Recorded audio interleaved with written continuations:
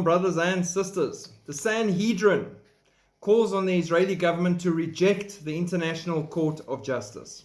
The Sanhedrin strongly urges the Israeli government to flee the court in The Hague as long as it exists. The Sanhedrin asks the Israeli government to end the farcical testimony before the court in The Hague. A. Morality should be based in the Torah, as the people of Israel received from God at Mount Sinai, and not from the court in The Hague. B. Everyone knows who the judges are. Countries that have violated many laws of honesty and justice towards their neighbors and their citizens. For example, China, Uganda, Somalia, Lebanon, Russia. The judges themselves will be judged for their hypocrisy and for practicing discrimination. C. The whole issue of resistance to genocide is an issue that Israel, in most of its wisdom, presented to the world as our personal experience from World War II. Of course, this did not prevent other genocides from taking place. It is absurd that the claim has been made against the state of Israel. D. The war in Gaza is a response to October 7. How can it be that a court that claims to be justice discusses October 8 before October 7? E. The court has not yet called on Israel to stop the war. This would be a reward to the terrorist organization Hamas ISIS.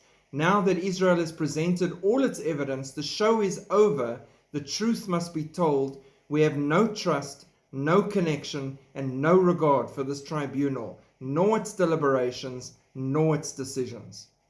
F.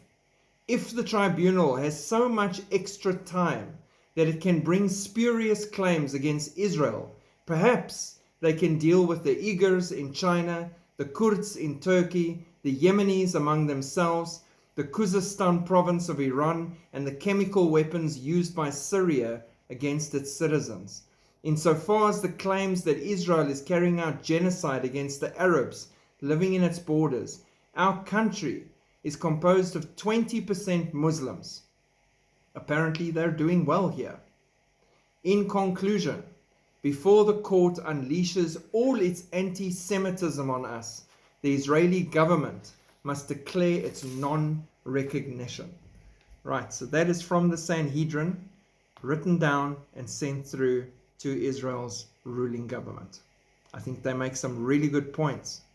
The interesting thing I want to point out prophetically for you as well is the Sanhedrin ceased to function directly after a very big landmark case they had back in the day, around 30 AD, when they had Jesus of Nazareth before them.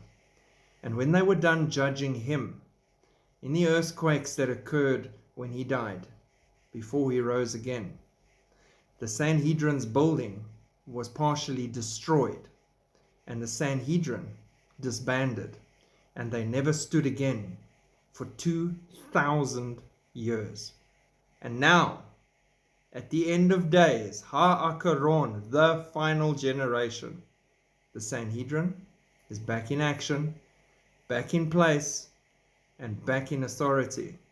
And they're making rulings on current matters with regards to Israel. Coincidence? I think not. We are living on the very edge of everything. Pray for Israel. Pray for the peace of Jerusalem. Shalom.